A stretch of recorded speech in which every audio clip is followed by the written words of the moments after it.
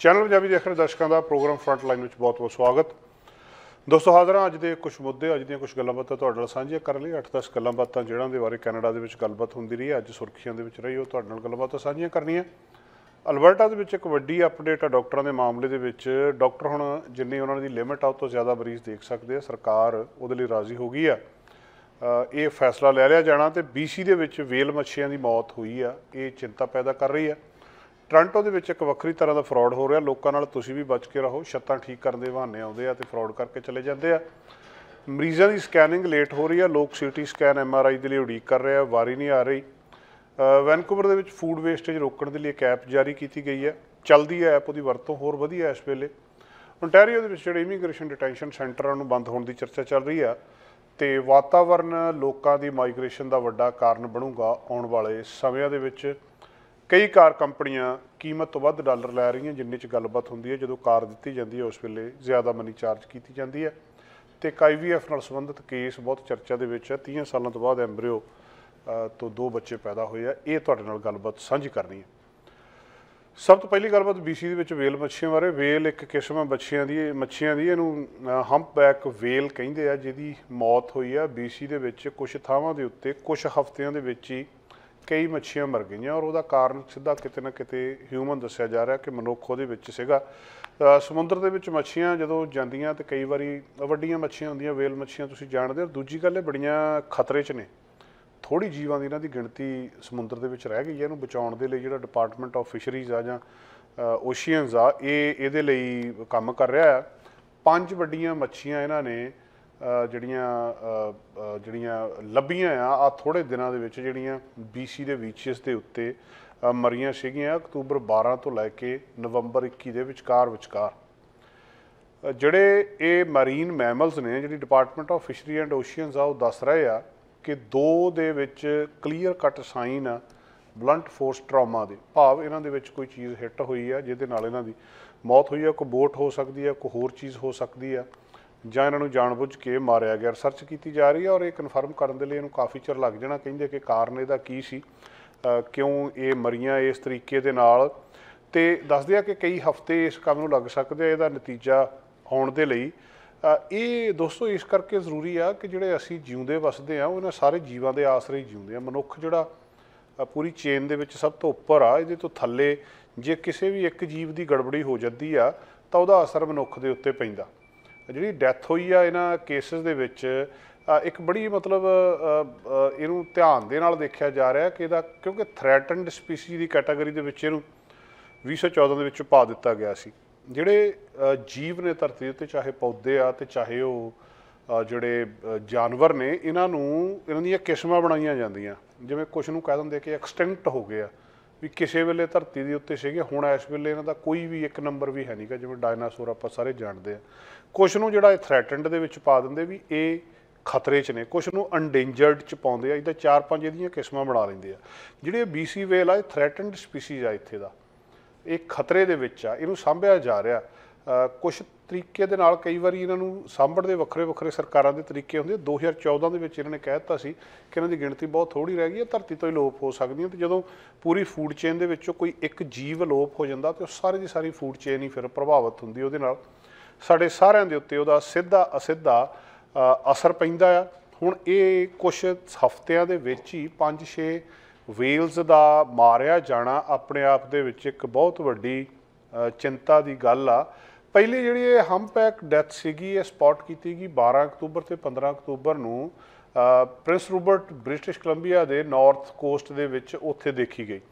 ਉਹਦੇ ਤੋਂ ਬਾਅਦ ਜਿਹੜਾ ਫਿਰ 21 ਨਵੰਬਰ ਨੂੰ ਦੱਸਦੇ ਆ ਕਿ ਇਹ ਦੂਜੀ ਰਿਕਵਰ ਹੋਈ ਆ। ਅਤੇ ਫਿਰ 23 ਨਵੰਬਰ ਨੂੰ ਇੱਕ ਯੰਗ ਫੀਮੇਲ ਸੀਗੀ। ਇਹ ਰਿਸਰਚਰਸ ਦੱਸ ਰਹੇ ਆ ਕਿ ਇਹਨੂੰ ਬਲੰਟ ਫੋਰਸ ਟਰਾਮਾ, ਭਾਵੇਂ ਇਹਦੇ ਵਿੱਚ ਕੋਈ ਚੀਜ਼ ਵੱਜੀ ਆ।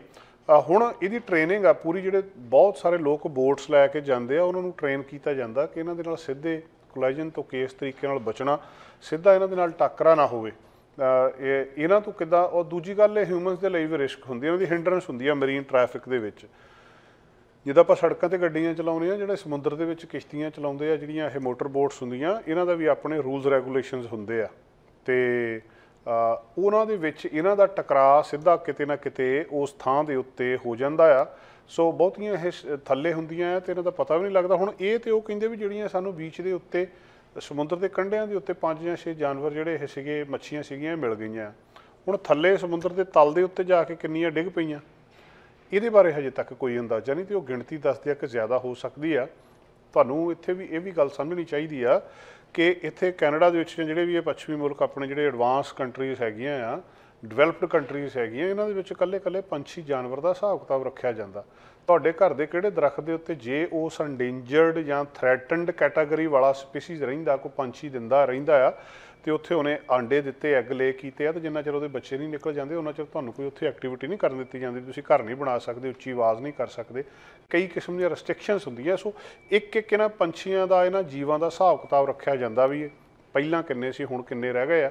ਤੇ ਇੱਕ ਵੱਡੀ ਗੱਲਬਾਤ ਇਸ ਵੇਲੇ ਆ ਕਿ ਇਹਨਾਂ ਦੀ ਮੌਤ ਹੋ ਜਾਣੀ, ਤੇ ਉਹਨਾਂ ਨੇ ਹੁਣ ਜਿਹੜੀ ਆ ਇੰਸੀਡੈਂਟ ਰਿਪੋਰਟਿੰਗ ਲਾਈਨ ਆ ਉਹ ਵੀ ਦੱਸੀ ਹੈ ਕਿ 1-800-465-4336 ਇਸ ਨੰਬਰ ਦੇ ਉੱਤੇ ਵੀ ਤੁਸੀਂ ਕੋਈ ਵੇਲ ਸਟ੍ਰਾਈਕ ਜਾਂ ਇੱਦਾਂ ਦੀ ਚੀਜ਼ ਹੁੰਦੀ ਆ ਤਾਂ ਉੱਥੇ ਜਾ ਕੇ ਜਾਣਕਾਰੀ ਦਿੱਤੀ ਜਾ ਸਕਦੀ ਆ। ਸਮੁੰਦਰ ਦੇ ਵਿੱਚ ਕਿਸੇ ਕਿਸਮ ਦੀਆਂ ਮੱਛੀਆਂ ਦਾ ਮਰ ਜਾਣਾ ਇੱਕ ਵੱਡੀ ਗੱਲ ਆ, ਖਾਸ ਕਰ ਇਸ ਕੈਟਾਗਰੀ ਦਾ, ਔਰ ਵਿਗਿਆਨੀ ਇਹਦੇ ਉੱਤੇ ਬਹੁਤ ਧਿਆਨ ਦੇ ਨਾਲ ਇਸ ਵੇਲੇ ਕੰਮਕਾਰ ਕਰ ਰਹੇ। ਅਗਲੀ ਖਬਰ ਅਲਬਰਟਾ ਤੋਂ ਆ। ਅਲਬਰਟਾ ਦੇ ਡਾਕਟਰਾਂ ਬਾਰੇ। ਡਾਕਟਰਾਂ ਦੇ ਕੋਲ ਇੱਕ ਕੈਪ ਆ ਮੈਕਸੀਮਮ ਕਿ ਤੁਸੀਂ ਦਿਨ ਦੇ ਵਿੱਚ ਇੰਨੇ ਮਰੀਜ਼ ਦੇਖ ਸਕਦੇ ਹੋ। ਡਾਕਟਰ ਮਰੀਜ਼ ਦੇਖ ਕੇ ਘਰ ਚਲੇ ਜਾਂਦੇ ਆ, ਮਰੀਜ਼ ਬਾਹਰ ਲਾਈਨਾਂ ਲਾ ਕੇ ਖੜੇ ਰਹਿੰਦੇ, ਖਾਸ ਕਰ ਵਾਕ-ਇਨ ਕਲੀਨਿਕਸ ਦੇ ਵਿੱਚ। ਕੈਲਗਰੀ ਤੋਂ ਇਸ ਕਿਸਮ ਦੀਆਂ ਖਬਰਾਂ ਆਈਆਂ, ਤੇ ਹੁਣ ਕਿਉਂਕਿ ਡਾਕਟਰਾਂ ਦੀ ਫੈਮਿਲੀ ਫਿਜ਼ੀਸ਼ੀਅਨ ਦੀ ਕਮੀ ਪੂਰੇ ਕੈਨੇਡਾ ਦੇ ਵਿੱਚ ਆ। 10 ਲੱਖ ਬੰਦਾ ਬ੍ਰਿਟਿਸ਼ ਕੋਲੰਬੀਆ ਦੇ ਵਿੱਚ ਬਿਨਾਂ ਡਾਕਟਰ ਤੋਂ ਆ, 13-14 ਲੱਖ ontario ਦੇ ਵਿੱਚ ਬਿਨਾਂ ਡਾਕਟਰ ਤੋਂ, ਤੇ ਹਾਲ ਅਲਬਰਟਾ ਦੇ ਵਿੱਚ ਵੀ ਇਹੀ ਆ। ਡਾਕਟਰ ਕਹਿੰਦੇ ਅਸੀਂ 2 ਵਜੇ ਵਿਹਲੇ ਹੋ ਗਏ, ਅਸੀਂ ਗਾਂਹ ਮਰੀਜ਼ ਦੇਖ ਸਕਦੇ, ਪਰ ਸਰਕਾਰ ਸਾਨੂੰ ਪੈਸਾ ਕੋਈ ਨਹੀਂ ਦਿੰਦੀ, ਉਹ ਮਰੀਜ਼ ਦੇਖਣ ਦਾ ਸਾਨੂੰ ਫਾਇਦਾ ਕੋਈ ਨਹੀਂ। ਜਦੋਂ ਸਾਨੂੰ ਪੈਸਾ ਕੋਈ ਨਹੀਂ ਮਿਲਣਾ, ਅਸੀਂ ਮਰੀਜ਼ ਕਿਉਂ ਦੇਖੀਏ। ਵਾਕ-ਇਨ ਕਲੀਨਿਕ ਦੇ ਵਿੱਚ ਮਰੀਜ਼ ਬਾਹਰ ਖੜੇ ਆ, ਉਹ ਉਡੀਕ ਕਰ ਰਹੇ ਆ ਵੀ ਕਿਸੇ ਤਰ੍ਹਾਂ ਸਾਡੀ ਵਾਰੀ ਆਵੇ, ਤੇ ਡਾਕਟਰ ਕਹਿ ਦਿੰਦੇ ਜੀ ਅੱਜ ਦਾ ਜਿਹੜਾ ਉਹਨਾਂ ਦਾ ਕੈਪ ਸੀ ਉਹ ਪੂਰਾ ਹੋ ਗਿਆ। ਹੁਣ ਇਹ ਸਮੱਸਿਆ ਦਾ ਹੱਲ ਕਰਨ ਦੇ ਲਈ ਜਿਹੜੀ ਪ੍ਰੋਵਿੰਸ ਸਰਕਾਰ ਆ ਉਹਨੇ ਕੁਝ ਫੈਸਲੇ ਲਏ ਆ। ਇਸ ਪਾਸੇ ਕਿਹਾ ਗਿਆ ਵੀ ਇਹ ਕੈਪ ਚੱਕ ਦਿਓ ਕਿ ਜਿਹੜਾ ਇੱਕ ਪੇਸ਼ੈਂਟ ਕਿੰਨੇ ਵਿਜ਼ਿਟ ਕਰਦੇ ਆ ਉਹਦੇ ਕੋਲ, ਉਹਨੂੰ ਚੱਕ ਦਿਓ, ਤੇ ਇਸ ਕਰਕੇ ਤਾਂ ਕਿ ਡਾਕਟਰ ਕੋਲੇ ਮੌਕਾ ਹੋਵੇ ਉਹ ਜ਼ਿਆਦਾ ਮਰੀਜ਼ਾਂ ਨੂੰ ਦੇਖ ਸਕੇ। ਔਰ ਕਈ ਵਾਰੀ ਜਿਹੜੇ ਮਰੀਜ਼ ਜਿੰਨੇ ਦੇਖਣੇ ਹੁੰਦੇ ਆ ਡਾਕਟਰ ਨੇ, ਉਹ 2 ਵਜੇ ਦੁਪਹਿਰੇ ਪੂਰੇ ਹੋ ਜਾਂਦੇ ਆ, ਤੇ ਉਹ 2 ਵਜੇ ਤੋਂ ਬਾਅਦ ਸਾਰੇ ਜਿਹੜੇ ਉੱਥੇ ਹੁੰਦੇ ਕੰਮ ਕਰਨ ਵਾਲੇ ਉਹ ਜਿੰਦੇ ਲਾ ਕੇ ਘਰ ਚਲੇ ਜਾਂਦੇ ਆ। ਹੁਣ ਇਸ ਮਾਮਲੇ ਦੇ ਵਿੱਚ ਅੱਜ ਸੋਮਵਾਰ ਨੂੰ ਜੇਸਨ ਕੋਪਿੰਗ ਜਿਹੜੇ ਹੈਲਥ ਮਿਨਿਸਟਰ ਨੇ ਅਲਬਰਟਾ ਦੇ, ਉਹਨਾਂ ਨੇ ਕਿਹਾ ਵੀ ਸਰਕਾਰ ਇਸ ਪਾਸੇ ਜਿਹੜਾ ਕੈਪ ਇਹਨੂੰ ਰਿਮੂਵ ਕਰ ਰਹੀ ਆ ਕਿ ਟੈਂਪਰੇਰੀਲੀ ਕੀਤਾ ਜਾ ਰਿਹਾ, ਇਹ ਮਾਰਚ 2023 ਤੱਕ ਵੀ ਆ ਜਿਹੜੇ 4-5 ਮਹੀਨੇ ਆ ਇਹਨਾਂ ਦੇ ਵਿੱਚ ਕੁਛ ਨਾ ਕੁਛ ਹੋ ਸਕੇ। ਇਹਨੂੰ ਵੈਲੂਏਟ ਕਰਨਗੇ ਇਸ ਫੈਕਟਰ ਨੂੰ ਵੀ ਕੋਈ ਫਰਕ ਪੈਂਦਾ ਕਿ ਨਹੀਂ। ਹੁਣ ਉਹ ਪੈਸੇ ਕਿੰਨੇ ਦੇਣੇ ਐਕਸਟਰਾ, ਜਿਹੜੇ ਇੰਨਾ ਉਹਨਾਂ ਨੇ ਖੁੱਲ੍ਹ ਦੇ ਦਿੱਤੀ ਡਾਕਟਰ ਨੂੰ ਕਿ ਤੁਸੀਂ ਜਿੰਨੇ ਮਰਜ਼ੀ ਮਰੀਜ਼ ਦੇਖ ਸਕਦੇ ਹੋ। ਇਹਦਾ 22 ਮਿਲੀਅਨ 1 ਸਾਲ ਦਾ ਖਰਚਾ ਪੈਣਾ, $22 ਮਿਲੀਅਨ ਦਾ। ਸਰਕਾਰ ਇਹ ਝੱਲਣ ਦੇ ਲਈ ਤਿਆਰ ਆ। ਕਰਨਾ ਇਹ ਚਾਹੁੰਦੇ ਆ ਕਿ ਕੁਆਲਿਟੀ ਕੇਅਰ ਪ੍ਰਮੋਟ ਕੀਤੀ ਜਾਵੇ ਪੇਸ਼ੈਂਟ ਦੇ ਵਿੱਚ ਤੇ ਫਿਜ਼ੀਸ਼ੀਅਨਸ ਦੇ ਵਿੱਚ। ਜਿਹੜਾ ਅੱਜ ਵਰਚੁਅਲ ਨਿਊਜ਼ ਕਾਨਫਰੰਸ ਉਹਨਾਂ ਨੇ ਕੀਤੀ ਸੀ, ਇਹਦੇ ਵਿੱਚ ਉਹਨਾਂ ਨੇ ਦੱਸਿਆ, ਕੱਲ੍ਹ ਅਸਲ 'ਚ ਉਹਨਾਂ ਨੇ ਮੰਡੇ ਨੂੰ ਕੀਤੀ ਸੀਗੀ ਇਹ ਵਰਚੁਅਲ ਨਿਊਜ਼ ਕਾਨਫਰੰਸ, ਉਹਦੇ ਵਿੱਚ ਉਹਨਾਂ ਨੇ ਦੱਸਿਆ ਕਿ ਅਸੀਂ ਇਹ ਇੰਪੈਕਟ ਦੇਖ ਰਹੇ ਹਾਂ ਕਿ ਇਹਦੇ ਨਾਲ ਕਿੰਨਾ ਕੁ ਮਰੀਜ਼ਾਂ ਨੂੰ ਜਿਹੜੀ ਸਪੋਰਟ ਹੁੰਦੀ ਆ। ਯੂਨਾਈਟਿਡ ਕੰਜ਼ਰਵੇਟਿਵ ਪਾਰਟੀ UCP ਦੀ ਸਰਕਾਰ ਆ ਇਸ ਵੇਲੇ, ਇਹਨੇ ਕੈਪ ਇੱਥੇ ਇੰਟਰੋਡਿਊਸ ਕੀਤਾ ਸੀ ਇਹ, ਜਦੋਂ ਪਿਛਲੇ ਸਮੇਂ ਦੇ ਵਿੱਚ ਇਹਨਾਂ ਨੇ ਚੇਂਜਸ ਕੀਤੀਆਂ ਸੀਗੀਆਂ ਅਲਬਰਟਾ ਮੈਡੀਕਲ ਐਸੋਸੀਏਸ਼ਨਸ ਦੇ ਨਾਲ ਫਰਵਰੀ 2020 ਦੇ ਵਿੱਚ, ਤੇ ਨਵਾਂ ਕੰਟਰੈਕਟ ਜਿਹੜਾ ਇਹਨਾਂ ਦੇ ਸਾਹਮਣੇ ਇੰਪੋਜ਼ ਕੀਤਾ ਗਿਆ ਸੀ। ਇਸ ਕੰਟਰੈਕਟ ਦੇ ਤਹਿਤ ਇੱਕ ਡਾਕਟਰ 50 ਮਰੀਜ਼ ਦੇਖ ਸਕਦਾ ਇੱਕ ਦਿਨ ਦੇ ਵਿੱਚ, ਤੇ ਜੇ ਉਹ 50 ਤੋਂ ਜ਼ਿਆਦਾ ਦੇਖਦਾ ਤਾਂ ਉਹਨੂੰ ਫਿਰ ਉਹਦੀ ਅੱਧੇ ਪੈਸੇ ਦਿੱਤੇ ਜਾਂਦੇ ਆ, ਕਿਉਂਕਿ ਡਾਕਟਰ ਪੇਸ਼ੈਂਟ ਦੇਖਦਾ, ਡਾਕਟਰ ਤੇ ਉਹਨੂੰ ਪੇਸ਼ੈਂਟ ਤੇ ਉਹਨੂੰ ਪੈਸੇ ਦੇ ਨਹੀਂ ਰਿਹਾ, ਪੈਸੇ ਤੇ ਸਰਕਾਰ ਦੇ ਰਹੀ। ਉਹ ਕਹਿੰਦੇ 50 ਦੇ ਪੂਰੇ ਦੇਵਾਂਗੇ, ਉਸ ਤੋਂ ਬਾਅਦ ਜੇ ਤੁਸੀਂ 15 ਹੋਰ ਦੇਖ ਲਓ 65 ਦੇ ਅੱਧੇ ਦੇਵਾਂਗੇ, ਉਸ ਤੋਂ ਬਾਅਦ ਜੇ ਕੋਈ ਦੇਖਦੇ ਆ ਤੇ ਅਸੀਂ ਉਹਦਾ ਕੋਈ ਪੈਸਾ ਨਹੀਂ ਦੇਣਾ। ਇਹ ਕੈਪ ਆ, ਇਹ ਹੱਦ ਆ।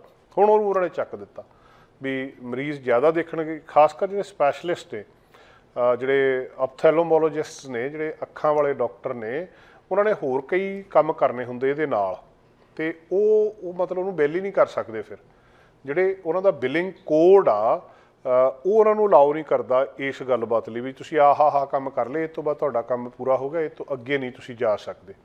ਸੋ ਇਸ ਵੇਲੇ ਅਲਬਰਟਾ ਦੇ ਵਿੱਚ ਫੈਮਿਲੀ ਡਾਕਟਰ ਲੱਭਣਾ ਵੀ ਬਹੁਤ ਔਖਾ ਹੋਇਆ, ਤੇ ਉਹ ਸਾਰੇ ਲੋਕ ਜਿਹੜੇ ਆ ਐਕਸਟਰਾ ਉੱਧਰਲੇ ਪਾਸੇ ਜਾ ਰਹੇ ਆ ਐਮਰਜੈਂਸੀ ਡਿਪਾਰਟਮੈਂਟ ਦੇ ਵਿੱਚ। ਉਹ ਕਹਿੰਦੇ ਅਸੀਂ ਫਿਜ਼ੀਸ਼ੀਅਨਸ ਨੂੰ ਕਹਿ ਰਹੇ ਹਾਂ ਕਿ ਤੁਸੀਂ ਹੋਰ ਜ਼ਿਆਦਾ ਆਪਣੇ ਜਿਹੜੇ ਕਲੀਨਿਕ ਆ ਇਹਨਾਂ ਨੂੰ ਖੁੱਲ੍ਹਾ ਰੱਖੋ। ਕੈਪ ਜਿਹੜਾ ਡੇ ਟਾਈਮ ਦੇ ਵਿੱਚ ਇਹਨੂੰ ਦੇਖੋ, ਕਹਿੰਦੇ ਅਸੀਂ ਇਹਨੂੰ ਕੋਈ ਮਤਲਬ ਇਸ ਤਰ੍ਹਾਂ ਨਹੀਂ ਕਰ ਰਹੇ ਕਿ ਇੱਕ ਬਹੁਤ ਵੱਡੀ ਗੱਲ ਆ, पर पेशेंट्स ਜਿਹੜੇ ਆ ਉਹ ਫਿਰ ਉਧਰ ਐਮਰਜੈਂਸੀ ਵਾਲੇ ਪਾਸਿਓਂ ਘਟ ਸਕਦੇ ਆ। ਲੋਕਾਂ ਨੂੰ ਵੀ ਫਾਇਦਾ ਹੋਊਗਾ ਕੁਦਰਤੀ ਤੌਰ ਦੇ ਉੱਤੇ, ਡਾਕਟਰਾਂ ਨੂੰ ਵੀ ਫਾਇਦਾ ਹੋਊਗਾ। ਸਰਕਾਰ ਜਿਹੜੀ ਅਪਡੇਟ ਕਰੂਗੀ ਇਸ ਬਿਲਿੰਗ ਸਿਸਟਮ ਨੂੰ।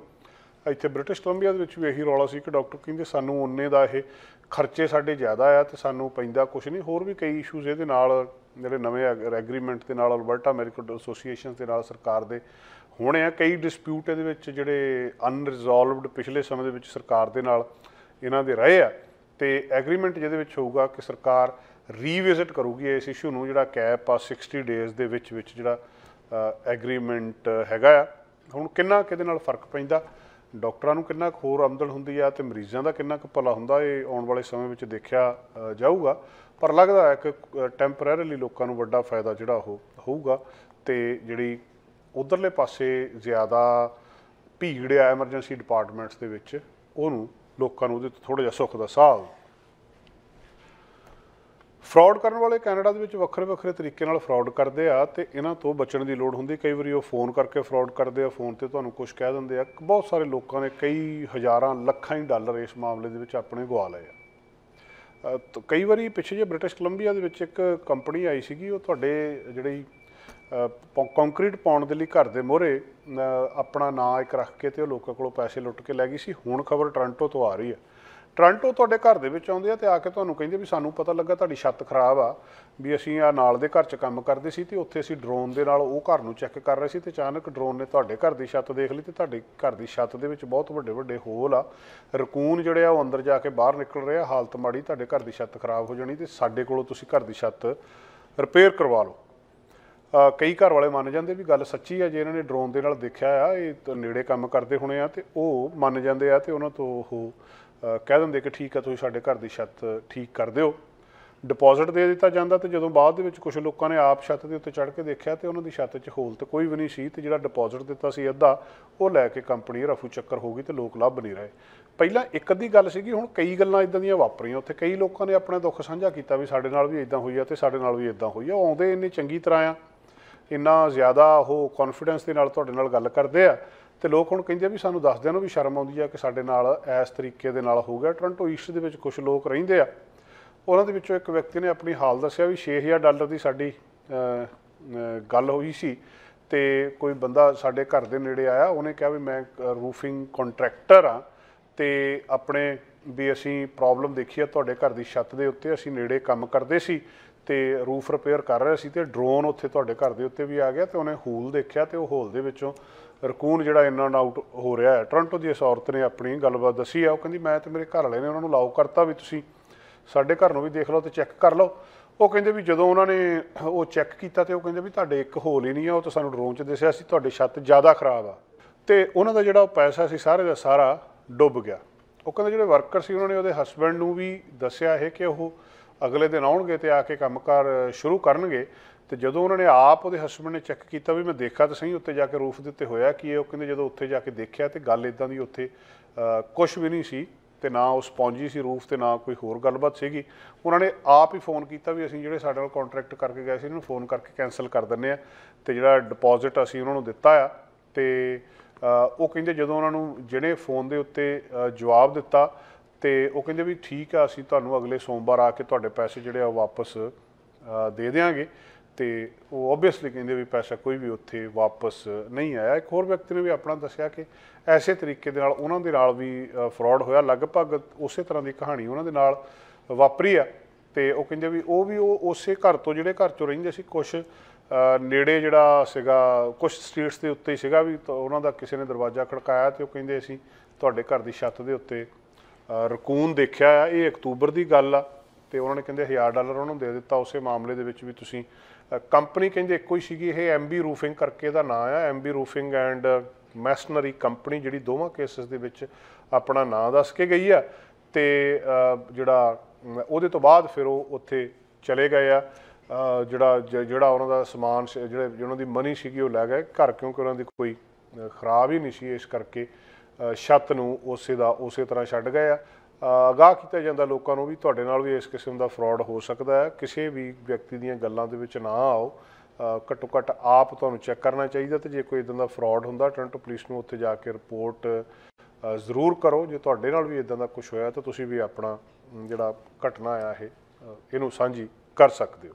ਪੈਂਡੈਮਿਕ ਤੋਂ ਬਾਅਦ ਜਿਹੜੇ ਹੈਲਥ ਸਿਸਟਮ ਸੀ, ਆਪਾਂ ਪਹਿਲਾਂ ਅਲਬਰਟਾ ਦੇ ਡਾਕਟਰਾਂ ਦੀ ਗੱਲ ਕੀਤੀ, ਬੁਰੀ ਤਰ੍ਹਾਂ ਕ੍ਰੈਸ਼ ਹੋਇਆ। ਹੁਣ ਜਿਹੜੀ ਖਬਰ ਆ ਰਹੀ ਹੈ ਕਿ ਰੇਡੀਓਲੋਜਿਸਟ ਨੇ ਜਿਹੜੇ ਪੂਰੇ ਕੈਨੇਡਾ ਦੇ ਵਿੱਚ, ਉਹ ਵਾਰਨ ਕਰ ਰਿਹਾ ਕਿ ਪੇਸ਼ੈਂਟ ਦਾ ਸਮਾਂ ਬਹੁਤ ਲੰਬਾ ਆ ਤੇ ਹਾਲਤ ਇਹ ਆ ਕਿ ਕਈ ਵਾਰੀ ਮਰੀਜ਼ ਦਾ ਦੁੱਖ ਉਹਦੇ ਉਡੀਕਦੇ ਵੱਧ ਜਾਂਦਾ ਤੇ ਕੁਝ ਕੇਸਿਸ ਦੇ ਵਿੱਚ ਮਰੀਜ਼ਾਂ ਦੀ ਮੌਤ ਵੀ ਹੋ ਜਾਂਦੀ ਆ। ਤੇ ਇਹ ਲੋਕ ਆਪਣੀ ਪ੍ਰੋਬਲਮ ਨੂੰ ਇਕੱਠੇ ਹੋ ਕੇ ਪਾਰਲੀਮੈਂਟ ਹਿੱਲ ਦੇ ਵਿੱਚ ਵੀ ਗਏ ਆ ਤੇ ਉੱਥੇ ਮੈਂਬਰ ਪਾਰਲੀਮੈਂਟਸ ਵੀ ਉਹਨਾਂ ਨੇ ਆਟਵਾ ਦੇ ਵਿੱਚ ਆਪਣੀ ਗੱਲਬਾਤ ਦੱਸੀ ਆ ਕਿ ਪੈਸਾ ਭੇਜੋ ਤਾਂ ਕਿ ਇਸ ਹਾਲਤ ਨੂੰ ਇੰਪਰੂਵ ਕੀਤਾ ਜਾ ਸਕੇ। ਜਿਹੜਾ ਵੇਟ ਟਾਈਮ ਆ, ਰੇਡੀਓਲੋਜਿਸਟ ਜਿਹੜਾ ਦੱਸ ਰਹੇ ਆ, ਜਿਹੜੀ ਕੈਨੇਡੀਅਨ ਐਸੋਸੀਏਸ਼ਨ ਆਫ ਰੇਡੀਓਲੋਜਿਸਟ ਜਿਹੜੇ ਮਤਲਬ ਤੁਹਾਡੀ ਸਕੈਨਿੰਗ ਕਰਦੇ ਆ, ਐਕਸ-ਰੇ ਕਰਦੇ ਆ, CT ਸਕੈਨ, MRI, ਜਿਹੜੇ ਵੀ ਇਸ ਕਿਸਮ ਦੇ ਟੈਸਟ ਕਰਨ ਵਾਲੇ ਲੋਕ ਨੇ, ਇਹ ਕਹਿੰਦੇ ਆ ਵੀ ਸਮਾਂ ਜਿੰਨਾ ਲੱਗਣਾ ਚਾਹੀਦਾ ਉਹਦੇ ਤੋਂ ਕਿਤੇ ਜ਼ਿਆਦਾ ਲੱਗ ਰਿਹਾ। ਲੋਕਾਂ ਦਾ ਵੇਟਿੰਗ ਟਾਈਮ ਕਾਫੀ ਜ਼ਿਆਦਾ ਹੋਇਆ ਆ ਤੇ ਉਹਦੇ ਨਾਲ ਲੋਕਾਂ ਨੂੰ ਨੁਕਸਾਨ ਹੋ ਰਿਹਾ।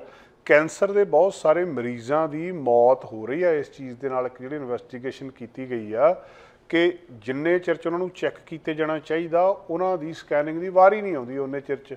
ਤੇ ਜਦੋਂ ਸਕੈਨਿੰਗ ਹੋਊਗੀ ਉਹਦੇ ਤੋਂ ਬਾਅਦ ਉਹਦਾ ਰਿਪੋਰਟ ਆਊਗੀ ਤੇ ਫਿਰ ਜਾ ਕੇ ਜਿਹੜਾ ਡਾਕਟਰ ਉਹਨਾਂ ਨੂੰ ਚੈੱਕ ਕਰੂਗਾ, ਉਹਦੇ ਤੋਂ ਪਹਿਲਾਂ ਹੀ ਉਹਦੀ ਮਰੀਜ਼ ਦੀ ਜਿਹੜੀ ਆ ਉਹ ਮੌਤ ਹੋ ਜਾਂਦੀ ਆ। ਦੱਸਿਆ ਜਾ ਰਿਹਾ ਕਿ ਵੇਟਿੰਗ ਐਵਰੇਜ 50 ਤੋਂ 82 ਦਿਨ ਦੀ ਇਸ ਵੇਲੇ ਹੈਗੀ ਆ CT ਸਕੈਨ ਦੇ ਲਈ, ਤੇ 3 ਮਹੀਨੇ ਦੀ ਵੇਟਿੰਗ ਇਸ ਵੇਲੇ MRI ਦੇ ਲਈ ਹੈਗੀ ਹੈ ਜੇ ਕਿਸੇ ਨੂੰ ਚਾਹੀਦੀ ਆ। ਤੇ ਜਿਹੜਾ ਰეკਮੈਂਡਡ ਟਾਈਮ ਆ ਉਹ 1 ਮਹੀਨਾ ਆ। ਸੋ 1 ਮਹੀਨਾ ਦਾ ਰეკਮੈਂਡਡ ਟਾਈਮ ਆ ਕਿ ਇਹਦੇ ਵਿੱਚ ਹੋਣੀ ਚਾਹੀਦੀ ਆ, ਪਰ ਵੇਟਿੰਗ ਟਾਈਮ 3 ਮਹੀਨੇ ਦਾ ਆ। ਤੇ ਕੁਦਰਤੀ ਤੌਰ ਤੇ ਫਿਰ ਉਸ ਸਮੇਂ ਦੇ ਵਿੱਚ ਮਰੀਜ਼ ਦਾ ਕੀ ਹਾਲ ਹੁੰਦਾ ਇਹਦੇ ਬਾਰੇ ਤੁਸੀਂ ਸੋਚਿਆ ਜਾ ਸਕਦਾ ਆ। ਤੇ CT ਸਕੈਨ ਦੇ ਲਈ 50 ਤੋਂ 82 ਦਿਨ ਲੱਗ ਰਹੇ ਆ ਵੇਟਿੰਗ ਟਾਈਮ, 20 ਤੋਂ 50 ਦਿਨ ਜ਼ਿਆਦਾ ਲੱਗ ਰਹੇ ਆ ਰეკਮੈਂਡਡ ਟਾਈਮ ਦੇ ਨਾਲੋਂ, ਮਤਲਬ 2 ਮਹੀਨੇ ਦੇ ਲਗਭਗ ਜ਼ਿਆਦਾ ਹੋ ਜਾਂਦੇ ਆ। ਜਿਹੜਾ ਹੁਣ ਰੀਸੈਂਟ ਸਰਵੇ ਕੀਤਾ ਗਿਆ ਇਹਦੇ ਵਿੱਚ ਬਹੁਤ ਸਾਰੇ ਡਿਲੇਜ਼ ਆ। ਇਹ ਦੇਖਿਆ ਗਿਆ ਕੈਨੇਡੀਅਨ ਵੇਟ ਟਾਈਮ, ਇਹਨੂੰ ਡਾਇਗਨੋਸਟਿਕ ਇਮੇਜਿੰਗ ਹੋਰ ਵੀ ਜ਼ਿਆਦਾ ਮਾੜਾ ਹੁੰਦਾ ਜਾ ਰਿਹਾ ਇਸ ਸਮੇਂ ਦੇ ਵਿੱਚ। ਜਿਹੜੇ ਰੇਡੀਓਲੋਜਿਸਟ, ਮੈਡੀਕਲ ਰੇਡੀਏਸ਼ਨ ਟੈਕਨੋਲੋਜਿਸਟ, ਸੋਨੋਗ੍ਰਾਫਰਸ ਜਾਂ ਦੂਜੇ ਹੈਗੇ, ਉਹਨਾਂ ਦੇ ਕੋਲ ਬਹੁਤ ਹਾਈ ਵੋਲਿਊਮ ਇਸ ਚੀਜ਼ ਦਾ ਆ ਰਿਹਾ ਹੈ।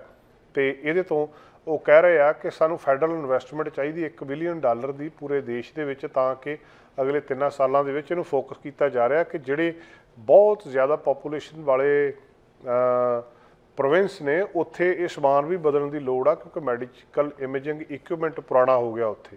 ਨੈਸ਼ਨਲ ਆਰਗੇਨਾਈਜੇਸ਼ਨ ਇਹ ਵੀ ਮੰਗ ਕਰ ਰਹੀ ਹੈ ਫੈਡਰਲ ਸਰਕਾਰ ਕੋਲੋਂ ਕਿ ਇਹਦਾ ਕੋਈ ਨਾ ਕੋਈ ਹੱਲ ਕੀਤਾ ਜਾਵੇ, ਰਿਕਰੂਟ ਕੀਤਾ ਜਾਵੇ ਸਟਾਫ ਨੂੰ, ਤੇ ਜਿਹੜਾ ਸਟਾਫ ਪਹਿਲਾਂ ਹੈਗਾ ਉਹਨੂੰ ਰਿਟੇਨ ਕੀਤਾ ਜਾਵੇ, ਉਹ ਨੌਕਰੀ ਛੱਡ ਕੇ ਨਾ ਜਾਵੇ ਤੇ ਨਵਾਂ ਸਟਾਫ ਇੱਥੇ ਆਉਣਾ ਚਾਹਵੇ। ਇੱਦਾਂ ਦਾ ਵੀ ਕੋਈ ਨਾ ਕੋਈ ਪ੍ਰਬੰਧ ਕੀਤਾ ਜਾਣਾ ਚਾਹੀਦਾ। ਬਹੁਤ ਸਾਰੇ ਕੈਨੇਡੀਅਨ ਨੇ ਪੋਸਟਪੋਨ ਕਰ ਦਿੱਤੇ ਇਹ ਡਾਇਗਨੋਸਟਿਕਸ ਜਾਂ ਜਿਹੜੇ ਇਮੇਜਿੰਗ ਸੀਗੇ ਇਸ ਪਿੱਛੇ ਪੈਂਡੈਮਿਕ ਦੇ ਵਿੱਚ। ਪੈਂਡੈਮਿਕ ਤੋਂ ਬਾਅਦ ਹੁਣ ਫਿਰ ਉਹਨਾਂ ਦੀ ਗਿਣਤੀ ਵੀ ਕੁਦਰਤੀ ਵਧਣੀ ਸੀ। ਉਹ ਗਿਣਤੀ ਵਧਣ ਦੇ ਨਾਲ ਵੀ ਜਿਹੜਾ ਇਸ ਵੇਲੇ ਹੈਲਥ ਕੇਅਰ ਸਿਸਟਮ ਦੇ ਉੱਤੇ ਜਿਹੜਾ ਇੰਪੈਕਟ ਪਿਆ ਆ ਵੱਡੀ ਆ ਇਹ ਚੀਜ਼, ਔਰ ਇਹਦੇ ਨਾਲ ਬਹੁਤ ਸਾਰੇ ਲੋਕਾਂ ਨੂੰ ਨੁਕਸਾਨ ਹੋ ਰਿਹਾ ਆ। ਔਰ ਸਾਰੇ ਪਾਸਿਆਂ ਦੇ ਉੱਤੇ ਉਹ ਕਹਿ ਰਹੇ ਆ ਕਿ ਕੰਮ ਸਾਨੂੰ ਕਰਨਾ ਚਾਹੀਦਾ, ਹਿਊਮਨ ਰਿਸੋਰਸਿਸ ਚਾਹੀਦੇ ਆ, ਇਕਵਿਪਮੈਂਟ ਚਾਹੀਦਾ, ਸਮਾਨ ਚਾਹੀਦਾ ਆ ਜਿਹੜੀ ਬ੍ਰੈਸਟ ਇਮੇਜਿੰਗ ਆ ਇਹਦੇ ਲਈ ਸਮਾਨ ਚਾਹੀਦਾ ਆ, ਕਮਿਊਨਿਟੀ ਇਮੇਜਿੰਗ ਕਲੀਨਿਕਸ ਚਾਹੀਦੇ ਆ।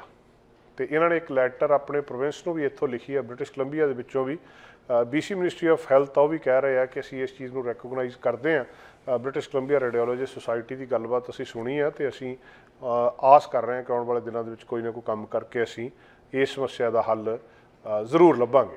ਪਿਛਲੇ ਸਮੇਂ ਦੇ ਵਿੱਚ ਜਦੋਂ ਦੀ ਮਹਿੰਗਾਈ ਵਧੀ ਆ, ਕੰਜ਼ਿਊਮਰ ਪ੍ਰਾਈਸ ਇੰਡੈਕਸ ਉੱਪਰ ਚਲੇ ਗਿਆ ਤੇ ਫੀਸੀ ਦੇ ਵਿੱਚ ਬ੍ਰਿਟਿਸ਼ ਕੋਲੰਬੀਆ ਦੇ ਵਿੱਚ ਫੂਡ ਦੀਆਂ ਕੀਮਤਾਂ 10% ਉੱਪਰ ਚਲੇ ਗਈਆਂ ਪਿਛਲੇ ਸਾਲਾਂ ਦੇ ਮੁਕਾਬਲੇ। ਤੇ ਬਹੁਤ ਸਾਰੇ ਲੋਕ ਜਿਹੜੇ ਉਹਨਾਂ ਨੇ ਆਪਣੀਆਂ ਗਰੋਸਰੀ ਹੈਬਿਟਸ ਚੇਂਜ ਕਰ ਲਈਆਂ। ਲੋਕਾਂ ਨੇ ਖਾਣਾ ਛੱਡ ਦਿੱਤਾ, ਬਾਹਰ ਖਾਣਾ ਛੱਡ ਦਿੱਤਾ, ਘਟਾ ਦਿੱਤਾ, ਮੀਲ ਸਕਿਪ ਕਰਨੇ ਸ਼ੁਰੂ ਕਰ ਦਿੱਤੇ। 44% ਲੋਕਾਂ ਨੇ ਕਿਹਾ ਵੀ ਅਸੀਂ ਚੀਪਰ ਆਲਟਰਨੇਟਿਵ ਦੇਖ ਰਹੇ ਹਾਂ ਗਰੋਸਰੀ ਸਟੋਰ ਦੇ ਵੀ, ਜਿੱਥੋਂ ਅਸੀਂ ਪਹਿਲਾਂ ਗਰੋਸਰੀ ਲੈਂਦੇ ਸੀ ਉੱਥੋਂ ਨਹੀਂ ਲੈਂਦੇ। ਹੁਣ ਅਸੀਂ ਦੇਖਦੇ ਹਾਂ, ਲੱਭਦੇ ਹਾਂ ਕਿ ਕਿੱਥੇ ਗਰੋਸਰੀ ਸਸਤੀ ਆ, ਫਿਰ ਉੱਥੇ ਜਾ ਕੇ ਉੱਥੋਂ ਗਰੋਸਰੀ ਲੈਂਦੇ ਹਾਂ। ਅਸੀਂ ਫਲਾਇਰ ਦੇਖਦੇ ਹਾਂ, ਹੋਰ ਚੀਜ਼ਾਂ ਦੇਖਦੇ ਹਾਂ, ਫਿਰ ਜਾਂਦੇ ਹਾਂ। ਸਾਰੀਆਂ ਚੀਜ਼ਾਂ ਦੇ ਉੱਤੇ ਕੱਟ ਬੈਕ ਕਰਨਾ ਸ਼ੁਰੂ ਕਰ ਦਿੱਤਾ। ਰੈਸਟੋਰੈਂਟਸ ਦੇ ਵਿੱਚ ਬਾਹਰ ਜਾ ਕੇ ਕਿਤੇ ਕੌਫੀ ਪੀਣੀ ਜਾਂ ਉਹਨਾਂ ਥਾਵਾਂ ਦੇ ਉੱਤੇ ਬੈਠਣਾ, ਉੱਥੇ ਹੁਣ ਗਿਣਤੀ ਕਾਫੀ ਲੋਕਾਂ ਦੀ ਘਟ ਗਈ ਹੈ। ਸੋ ਇਨਫਲੇਸ਼ਨ ਨੇ ਬਹੁਤ ਸਾਰੇ ਦੇਸ਼ਾਂ ਦੇ ਵਿੱਚ ਅਸਰ ਪਾਇਆ, ਕੈਨੇਡਾ ਦੇ ਵਿੱਚ ਵੀ ਪਾਇਆ, ਗਰੋਸਰੀ ਦੇ ਉੱਤੇ ਵੀ ਅਸਰ ਪਾਇਆ। ਲੋਕਾਂ ਨੂੰ ਕਾਫੀ ਕੁਝ ਸੈਕਰੀਫਾਈਸ ਕਰਨਾ ਪਿਆ ਆ। ਇੱਕ ਐਪ ਦੱਸਦੇ ਆ ਟੂ ਗੁੱਡ ਟੂ ਗੋ, ਇੱਕ ਐਪ ਆ ਇੱਥੇ ਆਪਣੇ ਵੈਨਕੂਵਰ ਦੇ ਵਿੱਚ ਖਾਸ ਕਰਕੇ, ਹੋਰ ਬਹੁਤ ਸਾਰੀਆਂ ਥਾਵਾਂ ਦੇ ਉੱਤੇ ਵੀ ਹੈਗੀ ਆ। ਇਹ ਉਹਨਾਂ ਬਿਜ਼ਨੈਸਿਸ ਦੀ ਮਦਦ ਕਰਦੀ ਆ ਜਿਹੜੇ ਬਿਜ਼ਨੈਸਿਸ ਆਪਣਾ ਫੂਡ ਸਿੱਟ ਰਹੇ ਆ, ਜਾਂ ਜਿਹੜਾ ਬਿਜ਼ਨੈਸਿਸ ਦੇ ਕੋਲ ਫੂਡ ਵਾਧੂ ਆ, ਜਾਂ ਜਿਹੜਾ ਉਹਨਾਂ ਦਾ ਛੇਤੀ ਐਕਸਪਾਇਰ ਹੋਣ ਵਾਲਾ ਆ, ਉਹ ਇਸ ਐਪ ਦੇ ਉੱਤੇ ਪਾ ਦਿੰਦੇ ਆ। ਤੇ ਜਿਹਨਾਂ ਲੋਕਾਂ ਨੂੰ ਫਿਰ ਇਹ ਚਾਹੀਦਾ ਇਮੀਡੀਏਟਲੀ, ਉਹ ਸਸਤਾ ਫੂਡ ਉੱਥੋਂ ਜਾ ਕੇ ਖਰੀਦ ਲੈਂਦੇ ਆ। 35,000 ਲੋਕ ਮੈਟਰੋ ਵੈਨਕੂਵਰ ਦੇ ਆਲੇ ਦੁਆਲੇ ਇਸ ਐਪ ਨੂੰ ਵਰਤਦਾ ਆ, ਤੇ ਉਹਨਾਂ ਨੂੰ ਇਹ 2021 ਦੇ ਵਿੱਚ ਐਪ ਲਾਂਚ ਕੀਤੀ ਗਈ ਸੀ, too good to go. So too good to go app ਇੱਕ ਇਹੋ ਜਿਹੀ ਐਪ ਆ ਜਿਹਦੇ ਉੱਤੇ ਜੇ ਕਿਸੇ ਕੋਲ ਵਾਧੂ ਫੂਡ ਆ, ਜਲਦੀ ਐਕਸਪਾਇਰ ਹੋਣ ਵਾਲਾ ਫੂਡ ਆ, ਵੀ 2 ਦਿਨ ਰਹਿੰਦੇ ਆ ਤੇ ਉਹ ਐਕਸਪਾਇਰ ਹੋ ਜਾਣਾ, ਉਹਦਾ ਵੀ ਵੇਸਟ ਹੋ ਗਿਆ, ਜਾਂ ਉਹ ਵੈਸੇ ਹੀ ਉਹਨੇ ਸਾਰੇ ਦਾ ਸਾਰਾ ਫੂਡ ਹੈ ਕੰਮ ਦਾ ਪਰ ਉਹਨੇ ਸੁੱਟ ਦੇਣਾ ਆ, ਵੇਸਟ ਕਰ ਦੇਣਾ ਆ, ਉਹ ਫਿਰ ਉਹ ਐਪ ਦੇ ਉੱਤੇ ਪਾ ਦਿੰਦੇ ਆ। ਤੇ ਉਹਦੇ ਨਾਲ ਇੱਕ ਤੇ ਉਹਦਾ ਜਿਹੜਾ ਫੂਡ ਵੇਸਟ ਹੁੰਦਾ ਉਹ ਬਚ ਜਾਂਦਾ, ਦੂਜਾ ਜਿਹੜਾ ਲੋਕ ਆ ਉਹਨਾਂ ਨੂੰ ਉਹੀ ਚੀਜ਼ ਸਸਤੀ ਮਿਲ ਜਾਂਦੀ ਆ। ਤੇ ਇਹ ਐਪ ਕਹਿੰਦੇ ਕਾਫੀ ਜ਼ਿਆਦਾ ਇਸ ਵੇਲੇ ਕੰਮ ਕਰ ਰਹੀ ਹੈ ਕੰਜ਼ਿਊਮਰਸ ਦੇ ਲਈ ਵੀ, ਕਿ ਕਿਸੇ ਤਰ੍ਹਾਂ ਜਿਹੜਾ ਫੂਡ ਵੇਸਟ ਆ ਉਹਨੂੰ ਐਲੀਮੀਨੇਟ ਕਿੱਦਾਂ ਕੀਤਾ ਜਾ ਸਕਦਾ। ਟੂ ਗੁੱਡ ਟੂ ਗੋ ਇੱਕ ਬਹੁਤ ਵਧੀਆ ਐਪ ਜਿਹੜੀ ਇਸ ਵੇਲੇ ਕੰਮ ਕਰ ਰਹੀ ਹੈ। ਨੈਸ਼ਨਲ ਜ਼ੀਰੋ ਵੇਸਟ ਕੌਂਸਲ ਦੇ ਅਨੁਸਾਰ 2.3 ਮਿਲੀਅਨ ਟਨ ਜਿਹੜਾ ਖਾਣ ਵਾਲਾ ਫੂਡ ਆ ਉਹ ਹਰ ਸਾਲ ਕੈਨੇਡਾ 'ਚ ਵੇਸਟ ਹੁੰਦਾ।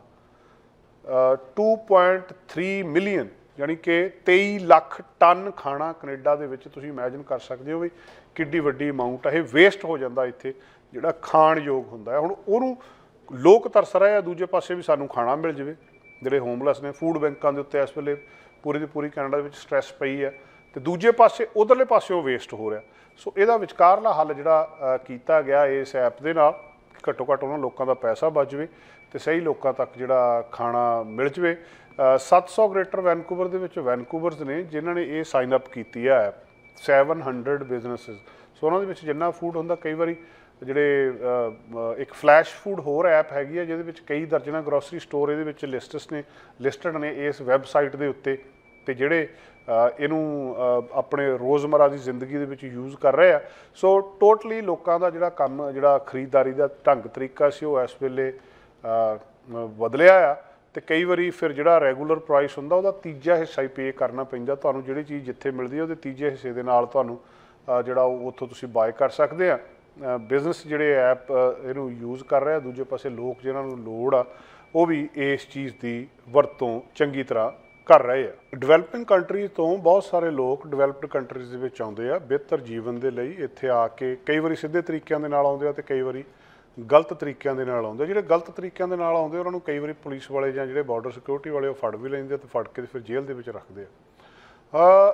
ਇਮੀਗ੍ਰੇਸ਼ਨ ਡਿਟੈਂਸ਼ਨਸ ਨੇ ਜਿਹੜੀਆਂ, ਮਤਲਬ ਉਹਨਾਂ ਨੂੰ ਜੇਲ੍ਹਾਂ ਦੇ ਵਿੱਚ ਰੱਖਣਾ, ਉਹ ਹੁਣ ਇੱਕ ਅਪਰਾਧ ਤੇ ਕਿਸੇ ਬੰਦੇ ਨੇ ਕਤਲ ਕਰ ਦਿੱਤਾ, ਕਿਸੇ ਨੇ ਚੋਰੀ ਕਰ ਲਈ, ਉਹ ਵੀ ਅਪਰਾਧੀ ਆ। ਪਰ ਜਿਹੜੇ ਅੱਜ ਦੇ ਮਨੁੱਖੀ ਅਧਿਕਾਰਾਂ ਦੇ ਹਿਸਾਬ ਦੇ ਨਾਲ ਜਿਹੜੀ ਇਹ ਇਮੀਗ੍ਰੇਸ਼ਨ ਇਸ ਤਰੀਕੇ ਨਾਲ ਕਰਨੀ ਜਾਂ ਮਾਈਗ੍ਰੇਟ ਕਰ ਜਾਣਾ ਇਲੀਗਲੀ ਦੂਜੇ ਦੇਸ਼ਾਂ ਦੇ ਵਿੱਚ, ਜਾਂ ਉੱਥੇ ਬਿਨਾਂ ਕਾਗਜ਼ਾਂ ਤੋਂ ਰਹਿਣਾ, ਇਹ ਅਪਰਾਧ ਤਾਂ ਹੈਗਾ ਆ, ਜੁਰਮ ਤਾਂ ਹੈਗਾ, ਪਰ ਉਹਦੇ ਬਰਾਬਰ ਨਹੀਂ। ਇਹਨਾਂ ਨੂੰ ਉਹਨਾਂ ਕੈਦੀਆਂ ਦੇ ਨਾਲ ਜਾਂ ਉਹਨਾਂ ਹਵਾਲਾਤੀਆਂ ਦੇ ਨਾਲ ਨਹੀਂ ਰੱਖਿਆ ਜਾ ਸਕਦਾ। ਬਹੁਤ ਸਾਰੇ ਸੂਬਿਆਂ ਨੇ ਇਹ ਚੀਜ਼ ਬੰਦ ਕਰ ਦਿੱਤੀ ਹੈ ਇਮੀਗ੍ਰੇਸ਼ਨ ਡਿਟੈਂਸ਼ਨ ਨੂੰ। ਅੰਟੈਰੀਓ ਦੇ ਵਿੱਚ ਹੁਣ ਇਹਦੇ ਬਾਰੇ ਗੱਲਬਾਤ ਚੱਲ ਰਹੀ ਹੈ ਕਿ ਜਿਹੜੇ ਹਿਊਮਨ ਰਾਈਟਸ ਸਟੈਂਡਰਡਸ ਨੇ ਉਹ ਇਸ ਚੀਜ਼ ਦੇ ਨਾਲ ਅਲਾਈਨ ਨਹੀਂ ਕਰਦੇ, ਕਿ ਜਿੱਦਾਂ ਬ੍ਰਿਟਿਸ਼ ਕੋਲੰਬੀਆ ਦੇ ਵਿੱਚ ਮਿਨਿਸਟਰ ਆਫ ਪਬਲਿਕ ਸੇਫਟੀ ਤੇ ਸਾਡੇ ਸੋਲਿਸਿਟਰ ਜਨਰਲ ਨੇ ਮਾਈਕ ਫਾਰਨਵਰਥ, ਉਹਨਾਂ ਨੇ ਜੁਲਾਈ ਦੇ ਵਿੱਚ ਕਿਹਾ ਸੀ ਔਰ ਅਨਾਊਂਸਮੈਂਟ ਕਰ ਦਿੱਤੀ ਸੀ ਕਿ ਅਸੀਂ ਹੁਣ ਜਿਹੜੇ ਇਮੀਗ੍ਰੈਂਟਸ ਆ ਉਹਨਾਂ ਨੂੰ ਆਪਣੇ ਸੂਬੇ ਦੀਆਂ ਜਿਹੜੇ ਕਰੈਕਸ਼ਨਲ ਸੈਂਟਰਸ ਨੇ ਉਹਨਾਂ ਦੇ ਵਿੱਚ ਨਹੀਂ ਰੱਖਾਂਗੇ, ਕਿਉਂਕਿ ਕੁਛ ਸਰਕਾਰ ਜਿਹੜੀ ਫੈਡਰਲ ਸਰਕਾਰ ਆ, ਕੇਂਦਰ ਸਰਕਾਰ ਆ, ਉਹਦੀਆਂ ਆਪਣੀਆਂ ਜੇਲ੍ਹਾਂ ਨੇ, ਪ੍ਰੋਵਿੰਸ ਦੇ ਆਪਣੇ ਕਰੈਕਸ਼ਨਲ ਸੈਂਟਰਸ ਨੇ। ਜਿਹੜੇ ਪ੍ਰੋਵਿੰਸ ਆ, ਸੂਬੇ ਆ, ਉਹ ਹੁਣ ਇਸ ਗੱਲ ਤੋਂ ਮਨਾ ਕਰ ਰਹੇ ਆ ਕਿ ਅਸੀਂ ਇਹਨਾਂ ਨੂੰ ਆਪਣੇ ਇਹਨਾਂ ਕਰੈਕਸ਼ਨ ਸੈਂਟਰ ਦੇ ਵਿੱਚ ਜਾਂ ਇੱਥੇ ਨਹੀਂ ਰੱਖਣਾ। ਉਹ ਵੱਖ-ਵੱਖ ਥਾਵਾਂ ਦੇ ਉੱਤੇ ਪਹੁੰਚੀਆਂ। ਇਹ ਅਨਾਊਂਸਮੈਂਟ ਇੱਥੇ ਹੋਈ ਸੀ ਜੁਲਾਈ ਦੇ ਵਿੱਚ, ਨੋਵਾ ਸਕੋਸ਼ੀਆ ਦੇ ਵਿੱਚ, ਸਤੰਬਰ ਦੇ ਵਿੱਚ ਫਿਰ ਗੱਲਬਾਤ ਹੋ ਗਈ। ਕੁਛ ਮਹੀਨਿਆਂ ਦੇ ਵਿੱਚ ਅਲਬਰਟਾ ਤੇ ਮੈਨੀਟੋਬਾ ਨੇ ਵੀ ਇਸ ਗੱਲਬਾਤ ਦੇ ਉੱਤੇ ਫੈਸਲਾ ਕਰ ਲਿਆ ਕਿ ਜਿਹੜੀ ਇਮੀਗ੍ਰੇਸ਼ਨ ਡਿਟੈਂਸ਼ਨ ਕੰਟਰੈਕਟਸ ਹੈਗੇ, ਕਿਉਂਕਿ ਪ੍ਰੋਵਿੰਸ ਦਾ ਸੂਬਾ ਸਰਕਾਰ ਦਾ ਕੇਂਦਰ ਸਰਕਾਰ ਦੇ ਨਾਲ ਕੰਟਰੈਕਟ ਹੁੰਦਾ। ਬ੍ਰਿਟਿਸ਼ ਕੋਲੰਬੀਆ ਦਾ ਆਟਵਾ ਦੇ ਨਾਲ ਕੰਟਰੈਕਟ ਹੋਇਆ ਕਿ ਆਹ ਸਾਡੇ ਜਿਹੜੇ ਕੈਦੀ ਹੋਣਗੇ ਇਹਨਾਂ ਨੂੰ ਤੁਸੀਂ ਆਪਣੀਆਂ ਜੇਲ੍ਹਾਂ ਦੇ ਵਿੱਚ ਜਾਂ ਕਰੈਕਸ਼ਨ ਸੈਂਟਰ ਦੇ ਵਿੱਚ ਰੱਖੋਗੇ। ਇਹਨਾਂ ਨੇ ਕਿਹਾ ਵੀ ਅਸੀਂ ਉਹ ਕੰਟਰੈਕਟ ਨਹੀਂ ਕਰਨੇ। ਇੱਕ ਇੱਕ ਕਰਕੇ ਬਾਕੀ ਸੂਬਿਆਂ ਦੇ ਨਾਲ ਰਲਦੇ ਗਏ। ਬ੍ਰਿਟਿਸ਼ ਕੋਲੰਬੀਆ ਨੇ ਅਨਾਊਂਸ ਕੀਤਾ ਸੀ, ਫਿਰ ਨੋਵਾ ਸਕੋਸ਼ੀਆ ਹੋ ਗਿਆ, ਫਿਰ ਜਿਹੜਾ ਆਪਣਾ ਅਲਬਰਟਾ, ਮੈਨੀਟੋਬਾ, ਇਹਨਾਂ ਸੂਬਿਆਂ ਦੇ ਵਿੱਚ ਵੀ ਹੋ ਗਈ। ਕਿਤੇ ਨਾ ਕਿਤੇ ਇਹਦੇ ਵਿੱਚ ontario ਨਹੀਂ ਹੋਇਆ, ਜਾਂ ontario ਸਕਿਪ ਹੋ ਗਿਆ, ਜਾਂ ontario ਇਸ ਪਾਸੇ ਨਹੀਂ ਆਇਆ। ਹੁਣ ਉੱਥੇ ਮੰਗ ਉੱਠ ਰਹੀ ਆ ਕਿ ਜਿਹੜੀ ਇਹਨਾਂ ਇਮੀਗ੍ਰੈਂਟਸ ਦੀ ਡਿਟੈਂਸ਼ਨ ਆ, ਹਿਊਮਨ ਰਾਈਟਸ ਆਰਗੇਨਾਈਜੇਸ਼ਨ ਇਸ ਗੱਲ ਦੀ ਮੰਗ ਕਰ ਰਹੀਆਂ ਕਿ ਇਹਨੂੰ ਕਿਸੇ ਨਾ ਕਿਸੇ ਤਰ੍ਹਾਂ ਬੰਦ ਕੀਤਾ ਜਾਵੇ। ਤੇ ਇੱਕ ਐਕਸ਼ਨ ਕੈਂਪੇਨ ਆ ਪਿਛਲੇ 14 ਨਵੰਬਰ ਤੋਂ ਸ਼ੁਰੂ ਕੀਤੀ ਆ, ਜਿਹੜੀ 12 ਦਿਨ ਚੱਲਣੀ ਆ। ਤੇ ਇਹਦੇ ਵਿੱਚ ਇਹ ਜਿਹੜੀ ਉਹ ਮੰਗ ਕਰ ਰਹੇ ਆ ਕਿ ਇਮੀਗ੍ਰੇਸ਼ਨ ਡਿਟੈਂਸ਼ਨ ਕੈਨੇਡਾ ਜਾਂ ਹੋਰ ਕਿਤੇ ਵੀ ਬੰਦ ਕੀਤੀ ਜਾਵੇ। ਬਹੁਤ ਜਿਹੜੇ ਇਹਦੇ ਹਿਊਮਨ ਰਾਈਟਸ ਦੇ ਸਟੈਂਡਰਡਸ ਨੇ ਉਹਦੇ ਨਾਲ ਇਹ ਮੈਚ ਨਹੀਂ ਕਰਦੀ। ਬਹੁਤ ਸਾਰੇ ਇਮੀਗ੍ਰੈਂਟਸ ਨੇ ਜਿਹੜੇ ਉਹ ਲੌਕਅਪ ਕਰ ਦਿੱਤੇ ਜਾਂਦੇ ਨੇ, ਫੜ ਲਿਆ ਜਾਂਦਾ ਉਹਨਾਂ ਨੂੰ ਜਦੋਂ ਪਹੁੰਚਦੇ ਆ ਕੈਨੇਡਾ ਦੇ ਵਿੱਚ ਉਹ ਤੋਂ ਜਲਦੀ, ਕਿਉਂਕਿ ਗੈਰ ਕਾਨੂੰਨੀ ਤਰੀਕੇ ਨਾਲ ਪਹੁੰਚਿਆ ਤਾਂ ਪੁਲਿਸ ਨੇ ਜਾਂ ਬਾਰਡਰ ਵਾਲਿਆਂ ਨੇ ਉਹਨੂੰ ਫੜਨਾ ਹੀ ਹੈ। ਤੇ ਉਹ ਕਈ ਵਾਰੀ ਕਨਵਿਕਟ ਹੁੰਦੇ ਹੀ ਨਹੀਂ, ਬਹੁਤ ਲੰਬਾ ਸਮਾਂ ਕਿਸੇ ਵੀ ਮਤਲਬ ਕਨਵਿਕਟ ਕੀ, ਉਹਨਾਂ ਨੇ ਕ੍ਰਾਈਮ ਕੋਈ ਵੀ ਨਹੀਂ ਕੀਤਾ ਹੁੰਦਾ ਅਸਲ ਦੇ ਵਿੱਚ, ਤੇ ਜਿਹਦੇ ਲਈ ਉਹਨਾਂ ਦੀ ਕਨਵਿਕਸ਼ਨ ਹੋਵੇ। ਮਾਈਗ੍ਰੈਂਟਸ ਜਿਹੜੇ ਦੂਜੇ ਪਾਸੇ ਆ ਜਾਂਦੇ ਆ ਜਾਂ ਬਾਕੀਆਂ ਦੇ ਨਾਲ ਜਿਹੜੇ ਦੂਜੇ ਜੁਰਮ ਵਾਲਿਆਂ ਦੇ ਨਾਲ ਫਿਰ ਉਹਨਾਂ ਨੂੰ ਰਹਿਣਾ ਪੈਂਦਾ ਆ। ਤੇ ਕਈ ਕੇਸਿਸ ਦੇ ਵਿੱਚ ਇਹ ਬੜਾ ਖਤਰਨਾਕ ਹੁੰਦਾ ਆ ਇਹ ਚੀਜ਼। ਤੇ ਜਦੋਂ ਉਹਨੂੰ ਇਮੀਗ੍ਰੈਂਟਸ ਨੂੰ ਜੇਲ੍ਹ ਦੇ ਵਿੱਚ ਭੇਜ ਦਿੱਤਾ ਜਾਂਦਾ ਆ ਤੇ ਕਈ ਵਾਰੀ ਮੈਂਟਲ ਹੈਲਥ ਪ੍ਰੋਬਲਮਸ ਹੁੰਦੀਆਂ ਆ। ਇੱਕ ਬੰਦਾ ਸੀ ਇੱਥੇ, ਉਹਨੂੰ 11 ਸਾਲ ਜੇਲ੍ਹ ਦੇ ਵਿੱਚ ਰਿਹਾ, ਮੈਂਟਲ ਹੈਲਥ ਇਸ਼ੂ ਸੀ, ਬਾਰਡਰ ਗਲਤ ਤਰੀਕੇ ਨਾਲ ਟੱਪ ਕੇ ਆ ਗਿਆ, ਪੁਲਿਸ ਨੇ ਫੜ ਕੇ ਅੰਦਰ ਕਰ ਦਿੱਤਾ। 11 ਸਾਲ ਉਹਦਾ ਪਤਾ ਹੀ ਨਹੀਂ ਲੱਗਾ ਵੀ ਇਹਦੀ ਆਇਡੈਂਟੀਟੀ ਕੀ ਹੈ, ਇਹ ਕੌਣ ਸੀ। ਜਿਹੜੀ ਕੈਨੇਡਾ ਬਾਰਡਰ ਸਰਵਿਸ ਏਜੰਸੀ ਆ ਉਹਦੀ ਆਇਡੈਂਟੀਟੀ ਨਹੀਂ ਐਸਟੈਬਲਿਸ਼ ਕਰ ਸਕੇ ਵੀ ਬੰਦਾ ਕੌਣ ਸੀ। 11 ਸਾਲ ਉਹ ਕਸਟਡੀ ਦੇ ਵਿੱਚ ਰਿਹਾ। ਜੁਰਮੋਂ ਨੇ ਕੀ ਕੀਤਾ ਕੋਈ ਪਤਾ ਨਹੀਂ, ਤੇ ਕੀ ਗੱਲਬਾਤ ਸੀਗੀ। ਹੁਣ ਇਹ ਗੱਲਬਾਤ ਇੱਥੇ ਉੱਠ ਰਹੀ ਹੈ ਵੀ ਇਹਨਾਂ ਨੂੰ ਠੀਕ ਆ, ਇਹ ਗਲਤ ਕਰ ਰਹੇ ਆ, ਪਰ ਇਹਨਾਂ ਨੂੰ ਵੱਖਰੇ ਤਰੀਕੇ ਨਾਲ ਟਰੀਟ ਕੀਤਾ ਜਾਵੇ। ਇਹਨਾਂ ਨੂੰ ਬਾਕੀ ਜਿਹੜੇ ਮੁਜਰਮ ਆ ਉਹਨਾਂ ਦੇ ਨਾਲ ਉਹਨਾਂ ਦੇ ਵਾਂਗੂ ਨਾਲ ਟਰੀਟ ਕੀਤਾ ਜਾਵੇ। ਸੋ CBSA ਜਿਹੜਾ ਸਾਡਾ ਕੈਨੇਡਾ ਬਾਰਡਰ ਸਰਵਿਸਿਜ਼ ਏਜੰਸੀ ਆ ਉਹ ਕਿਸ ਤਰੀਕੇ ਨਾਲ ਇਹਨਾਂ ਨੂੰ ਅੰਦਰ ਕਰਦੀ ਆ। ਬ੍ਰਿਟਿਸ਼ ਕੋਲੰਬੀਆ, ontario, ਕੁਬੈਕ, ਇਸੇ ਤਰ੍ਹਾਂ ਹੀ ਜਿਹੜੇ ਕੁਛ ਹੋਰ ਮਾਈਗ੍ਰੈਂਟਸ ਵੀ ਹੈਗੇ ਆ ਇਹਨਾਂ ਥਾਵਾਂ ਦੇ ਉੱਤੇ ਜਿਨ੍ਹਾਂ ਦੇ ਉੱਤੇ ਇਸ ਵੇਲੇ ਮੰਗ ਉੱਠ ਰਹੀ ਆ। ਸੋ ਦੇਖੋ ਹੁਣ ontario ਕਦੋਂ ਫੈਸਲਾ ਕਰਦਾ ਆ, ਉੱਥੇ ਕਿਸ ਤਰੀਕੇ ਦੇ ਨਾਲ ਇਹਨੂੰ ਕਰਦਾ। ਹਿਊਮਨ ਰਾਈਟਸ ਆਰਗੇਨਾਈਜੇਸ਼ਨ ਜਿਹੜੀਆਂ ਗੱਲਬਾਤ ਕਰ ਰਹੀਆਂ ਆ, ਜਿਹੜੀਆਂ 5 ਤੋਂ 7% ਜਿਹੜੇ ਡਿਟੇਨੀਜ਼ ਨੇ ਉਹ ਰੱਖੇ ਜਾਂਦੇ ਆ ਕਿਉਂਕਿ ਉਹ ਪਬਲਿਕ ਸੇਫਟੀ ਲਈ ਕੋਈ ਖਤਰਾ, ਜਾਂ 94% ਜਿਹੜੇ ਡਿਟੇਨ ਕੀਤੇ ਜਾਂਦੇ ਆ ਕਿਉਂਕਿ ਉਹਨਾਂ ਦਾ ਫਲਾਈਟ ਰਿਸਕ ਹੁੰਦਾ, ਜਾਂ ਉਹ ਮਤਲਬ ਆਇਡੈਂਟੀਟੀ ਜਾਂ ਉਹਨਾਂ ਦਾ ਇਮੀਗ੍ਰੇਸ਼ਨ ਸਟੇਟਸ ਨਹੀਂ ਹੁੰਦਾ। ਜਿਹੜੇ 20 ਦੇ ਵਿੱਚੋਂ 19 ਆ ਉਹਨਾਂ ਨੂੰ ਡੇਂਜਰਸ ਨਹੀਂ ਮੰਨਿਆ ਜਾਂਦਾ। ਜਿਹੜੇ ਇਸੇ ਤਰੀਕੇ ਦੇ ਨਾਲ ਹੁਣ ਇਹਨਾਂ ਨੂੰ ਫਿਰ ਕਿਹਾ ਜਾ ਰਿਹਾ ਵੀ ਘੱਟੋ ਘੱਟ ਇਹਨਾਂ ਤੋਂ ਬਾਹਰ ਰੱਖਿਆ ਜਾਵੇ, ਇਹਨਾਂ ਨੂੰ ਉਸ ਗਿਣਤੀ ਦੇ ਵਿੱਚ ਨਾ ਰੱਖਿਆ ਜਾਵੇ। ਭਾਵੇਂ ਕਿ ਜਿਹੜੇ ਇਮੀਗ੍ਰੈਂਟਸ ਡਿਟੇਨੀ ਹੁੰਦੇ ਆ ਗਿਣਤੀ ਬਹੁਤ ਥੋੜ੍ਹੀ ਹੁੰਦੀ ਆ, ਪਰ ਜਿੰਨੀ ਵੀ ਹੈਗੀ ਆ ਮੰਗ ਉੱਠ ਰਹੀ ਆ ਕਿ ਕਿਸੇ ਨਾ ਕਿਸੇ ਤਰ੍ਹਾਂ ਇਹਨਾਂ ਨੂੰ ਰੋਕਿਆ ਜਾਣਾ ਚਾਹੀਦਾ। ਅਗਲੀ ਖਬਰ ਵੀ ਮਾਈਗ੍ਰੇਸ਼ਨ ਦੇ ਨਾਲ ਸੰਬੰਧਿਤ ਆ। ਮਾਈਗ੍ਰੇਸ਼ਨ ਦੇ ਨਾਲ ਸੰਬੰਧਿਤ ਇਸ ਕਰਕੇ ਆ ਕਿ ਜਿਹੜੀ ਆਉਣ ਵਾਲੇ ਸਮੇਂ ਦੇ ਵਿੱਚ ਮਾਈਗ੍ਰੇਸ਼ਨ ਹੋਣੀ ਉਹ ਵਾਤਾਵਰਨ ਦੇ ਹਿਸਾਬ ਨਾਲ ਹੋਣੀ ਆ। ਚਾਹੇ ਉਹ ਇੱਕ ਪ੍ਰੋਵਿੰਸ ਤੋਂ ਦੂਜੇ ਥਾਂ ਦੇ, ਇੱਕ ਵਿਦਨ ਪ੍ਰੋਵਿੰਸ ਆ, ਇੱਕ ਪ੍ਰੋਵਿੰਸ ਦੇ ਵਿੱਚ ਹੀ ਇੱਕ ਸ਼ਹਿਰ ਤੋਂ ਦੂਜੇ ਸ਼ਹਿਰ, ਜਾਂ ਇੱਕ ਦੇਸ਼ ਦੇ ਵਿੱਚ ਹੀ, ਜਾਂ ਦੋ ਦੇਸ਼ਾਂ ਦੇ ਵਿਚਕਾਰ ਜਿਹੜੇ ਲੋਕ ਮਾਈਗ੍ਰੇਟ ਹੋਣਗੇ ਉਹਦਾ ਇੱਕ ਕਾਰਨ ਇਸ ਵੇਲੇ ਮੌਸਮ ਜਾਂ ਵਾਤਾਵਰਨ ਹੋਊਗਾ। ਕਈ ਮਿਲੀਅਨ ਲੋਕ ਆਪਣੇ ਘਰ ਛੱਡ ਕੇ ਦੂਜੇ ਥਾਂ ਦੇ ਉੱਤੇ ਜਾ ਚੁੱਕੇ ਆ ਕਲਾਈਮੇਟ ਦੇ ਰੀਜ਼ਨਸ ਕਰਕੇ ਜਾਂ ਕੁਦਰਤੀ ਆਫਤਾਂ ਦੇ ਕਰਕੇ। ਅਸੀਂ ਬਹੁਤ ਵਾਰੀ ਇਹ ਗੱਲਬਾਤ ਪਹਿਲਾਂ ਵੀ ਕਰਦੇ ਹਾਂ ਕਿ ਆਉਣ ਵਾਲੇ ਸਮੇਂ ਦੇ ਵਿੱਚ ਜਿਹੜੀਆਂ ਪ੍ਰਮੁੱਖ ਖਬਰਾਂ ਹੋਇਆ ਕਰਨੀਆਂ ਉਹ ਵਾਤਾਵਰਨ ਨਾਲ ਸੰਬੰਧਿਤ ਹੋਇਆ ਕਰਨੀਆਂ, ਸਾਡੇ ਮੌਸਮ ਨਾਲ ਸੰਬੰਧਿਤ ਹੋਇਆ ਕਰਨੀਆਂ, ਸਾਡੇ ਜਿਹੜਾ ਇਹ ਵਾਤਾਵਰਨ ਤਬਾਹ ਹੋ ਰਿਹਾ ਇਹਦੇ ਨਾਲ ਸੰਬੰਧਿਤ ਹੋਇਆ ਕਰਨੀਆਂ। ਤੇ ਹੁਣ ਇੱਕ ਟਰਮ ਨਵੀਂ ਜਿਹੜੀ ਕਲਾਈਮੇਟ ਰਿਫਿਊਜੀ ਆ, ਇਹ ਜਿਹੜਾ ਟਰਮ ਸਾਡੇ ਸਾਹਮਣੇ ਆਈ ਆ, ਇਹ ਜਿਹੜੀ এনवायरमेंटल ਲੈਕਸੀਕਨ ਤੇ ਜਿਹੜੇ ਵਿੱਚ ਸ਼ਾਮਲ ਹੋ ਚੁੱਕੀ ਆ। ਜਿਹੜੀ ਉਹ ਕੋਸ਼ ਹੈਗਾ ਉਹਦੇ ਵਿੱਚ ਟਰਮ ਸ਼ਾਮਲ ਕਰ ਲਈ ਗਈ ਹੈ institute for economic end piece ਦੇ ਲਈ। ਕਲਾਈਮੇਟ ਰਿਫਿਊਜੀ, ਜਿੱਦਾਂ ਪੋਲੀਟੀਕਲ ਰਿਫਿਊਜੀ ਹੁੰਦੇ ਜਾਂ ਦੂਜੇ ਕਾਰਨਾਂ ਕਰਕੇ ਕਲਾਈਮੇਟ ਰਿਫਿਊਜੀ ਹੋਇਆ ਕਰਨਗੇ। ਇਹ ਦੱਸਦੇ ਆ ਕਿ ਇਹ 1.2 ਬਿਲੀਅਨ ਦੇ ਉੱਤੇ ਨੰਬਰ ਪਹੁੰਚ ਜਾਣਾ 2050 ਤੱਕ।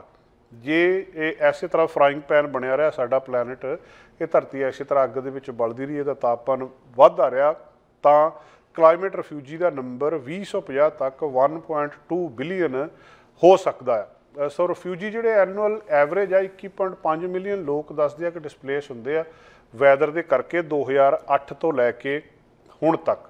ਗਲੋਬਲ ਵਾਰਮਿੰਗ ਦਾ ਕੁਐਸਚਨ ਆ, ਜਿਹੜੇ ਡਿਜ਼ਾਸਟਰ ਡਿਪਲੇਸਮੈਂਟ ਆ ਜਾਂ ਕ੍ਰਾਸ ਬਾਰਡਰ ਡਿਜ਼ਾਸਟਰ ਡਿਸਪਲੇਸਮੈਂਟ ਆ, ਇੱਕ ਥਾਂ ਤੋਂ ਲੋਕ ਦੂਜੀ ਥਾਂ ਦੇ ਉੱਤੇ ਮਾਈਗ੍ਰੇਟ ਕਰ ਜਾਂਦੇ ਆ। ਮਤਲਬ ਕੈਲੀਫੋਰਨੀਆ ਦੇ ਵਿੱਚ ਜਿੱਥੇ ਜੰਗਲਾਂ ਨੂੰ ਅੱਗ ਬਹੁਤ ਲੱਗ ਰਹੀ ਹੈ ਤੇ ਲੋਕ ਉੱਥੋਂ ਨਿਕਲਣਗੇ। ਨਾਰਥ ਅਮਰੀਕਾ ਦੇ ਬਹੁਤ ਸਾਰੇ ਥਾਵਾਂ ਦੇ ਉੱਤੇ ਇਹ ਹੋ ਰਿਹਾ। ਓਕਲੈਂਡ ਜਿਹੜਾ ਸੈਨ ਫਰਾਂਸਿਸਕੋ ਬੇ ਕੈਲੀਫੋਰਨੀਆ ਦੇ ਵਿੱਚ ਬਿਲਕੁਲ ਨੇੜੇ ਆ, ਕਿ ਇਹਨੂੰ ਸਮਝਿਆ ਜਾ ਸਕਦਾ ਇਹ ਸਿਟੀ ਦੇ ਵਿੱਚ ਕਹਿੰਦੇ ਜਿਹੜੀ ਇਹਨਾਂ ਨੇ ਇਹਨਾਂ ਦਾ ਸਮਾਲ ਡੈਲੀਗੇਸ਼ਨ ਇੱਕ COP27 ਦੇ ਵਿੱਚ ਗਿਆ, ਜਿਹੜਾ ਉੱਥੇ ਇਜਿਪਟ ਦੇ ਵਿੱਚ ਹੁਣੀ ਖਤਮ ਹੋਇਆ, ਔਰ ਸਾਰੇ ਦੇਸ਼ ਉੱਥੇ ਇਕੱਠੇ ਹੋ ਕੇ ਉਹਨਾਂ ਨੇ ਗੱਲਬਾਤ ਕੀਤੀ ਆ।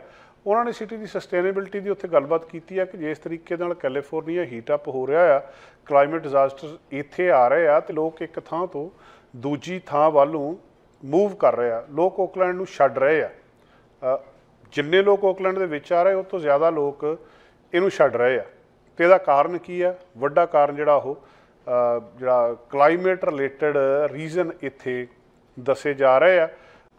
ਜਿਹੜੇ ਥਾਵਾਂ ਦੇ ਉੱਤੇ ਮੌਸਮ ਦਾ ਅਸਰ ਜ਼ਿਆਦਾ ਹੋਊਗਾ, ਲੋਕ ਉਹ ਦੇਸ਼ ਵੀ ਛੱਡਣਗੇ, ਲੋਕ ਉਹ ਪ੍ਰੋਵਿੰਸ ਵੀ ਛੱਡਣਗੇ ਤੇ ਲੋਕ ਉਹ ਸ਼ਹਿਰ ਵੀ ਛੱਡਣਗੇ। ਜਿਹੜੇ ਲੋਕ ਇਸ ਵੈਦਰ ਜਾਂ ਕਲਾਈਮੇਟ ਰਿਲੇਟਡ ਇਸ਼ੂਜ਼ ਆ, ਇਹ ਪਿੱਛੇ ਜੇ ਸਰਵੇ ਕੀਤਾ ਸੀ ਪਿਛਲੇ ਸਾਲ 2021 ਦੇ ਵਿੱਚ ਇੱਕ ਸਰਵੇ ਹੋਇਆ ਸੀ ਐਕੈਡੈਮਿਕ ਜਨਰਲ ਕਲਾਈਮੇਟ ਦੇ ਨੇ, ਉਹਨਾਂ ਨੇ ਦੱਸਿਆ ਸੀ ਕਿ 57% ਲੋਕਾਂ ਨੇ ਜਦੋਂ ਇੱਕ ਸ਼ਹਿਰ ਤੋਂ ਦੂਜੇ ਸ਼ਹਿਰ ਜਾਣ ਦਾ ਫੈਸਲਾ ਕੀਤਾ ਤਾਂ ਉਹਦੇ ਵਿੱਚ ਜਿਹੜਾ ਕਲਾਈਮੇਟ ਰਿਲੇਟਡ ਇਸ਼ੂ ਸੀਗਾ ਉਹ ਇੱਕ ਮੁੱਖ ਮੁੱਦਾ ਸੀ। ਬਹੁਤ ਸਾਰੇ ਲੋਕ ਮੂਵ ਕਰਦੇ ਆ। ਪਹਿਲਾਂ ਲੋਕ ਜਿਹੜੇ ਇੱਥੇ ਵਿਲੀਅਮ ਲੇਕਸ ਦੇ ਨੇੜੇ ਆਏ, ਫਿਰ ਇੱਧਰ ਚਲੇ ਗਏ, ਇੱਧਰ ਵੈਨਕੂਵਰ ਵੱਲ ਨੂੰ ਆਉਣਾ ਸ਼ੁਰੂ ਕਰ ਗਿਆ, ਫਿਰ ਦੂਜੇ ਸੂਬਿਆਂ ਨੂੰ ਮਾਈਗ੍ਰੇਟ ਕਰ ਗਏ। ਹੁਣ ਜਿਹੜੀ ਮਾਈਗ੍ਰੇਸ਼ਨ ਹੋਣੀ ਹੈ ਉਹਦੇ 'ਚ ਮੌਸਮ ਬਹੁਤ ਵੱਡਾ ਕਾਰਨ ਹੋਇਆ ਕਰਨਾ ਕਿ ਮੌਸਮ ਕਿੱਥੇ ਜ਼ਿਆਦਾ ਅਸਰ ਪਾ ਰਿਹਾ ਤੇ ਕਿਹੜਾ ਮੌਸਮ ਜ਼ਿਆਦਾ ਠੀਕ ਆ।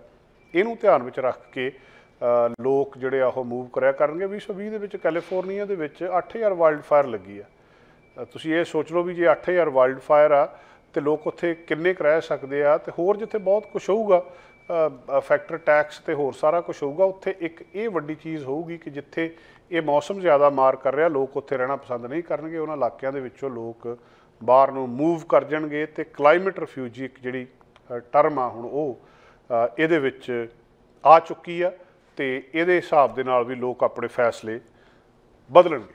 ਕਾਰਾਂ ਦੀ ਸ਼ਾਰਟੇਜ ਹਜੇ ਵੀ ਉਸੇ ਤਰ੍ਹਾਂ ਚੱਲ ਰਹੀ ਆ। ਕਿਸੇ ਬੰਦੇ ਨੂੰ ਨਵੀਂ ਕਾਰ ਲੈਣੀ, ਉਹਨੂੰ ਬੁਕਿੰਗ ਕਰਾਉਣੀ ਪੈਂਦੀ ਆ ਤੇ ਬੁਕਿੰਗ ਤੋਂ ਬਾਅਦ ਕਈ ਵਾਰੀ 6-8 ਮਹੀਨੇ ਉਡੀਕ ਕਰਨੀ ਪੈਂਦੀ ਆ। ਯੂਜ਼ਡ ਕਾਰ ਬੰਦਾ ਤਾਂ ਨਹੀਂ ਲੈਂਦਾ ਕੈਨੇਡਾ ਦੇ ਵਿੱਚ ਕਿਉਂਕਿ ਮਹਿੰਗੀ ਬਹੁਤ ਆ। ਜੇ ਨਵੀਂ ਕਾਰ ਦੀ ਕੀਮਤ ਮੰਨ ਲਓ $30,000 ਆ ਤਾਂ ਯੂਜ਼ਡ ਕਾਰ $32,000 ਦੀ, ਮਤਲਬ ਸਾਲ ਚੱਲੀ ਕਾਰ 32,000 ਦੀ ਆ ਤੇ ਨਵੀਂ ਕਾਰ ਜਿਹੜੀ ਉਹ 30,000 ਦੀ ਆ ਜਾਂਦੀ ਆ। ਨਵੀਂ 30,000 ਦੀ ਇਸ ਕਰਕੇ ਆ ਵੀ ਉਹਨੇ ਮਿਲਣਾ 8 ਮਹੀਨਿਆਂ ਨੂੰ ਜਾਂ 10 ਮਹੀਨਿਆਂ ਨੂੰ, ਤੇ ਪੁਰਾਣੀ ਕਾਰ ਦੀ ਕੀਮਤ ਇਸ ਕਰਕੇ ਜ਼ਿਆਦਾ ਵੀ ਉਹ ਅੱਜ ਅਵੇਲੇਬਲ ਆ।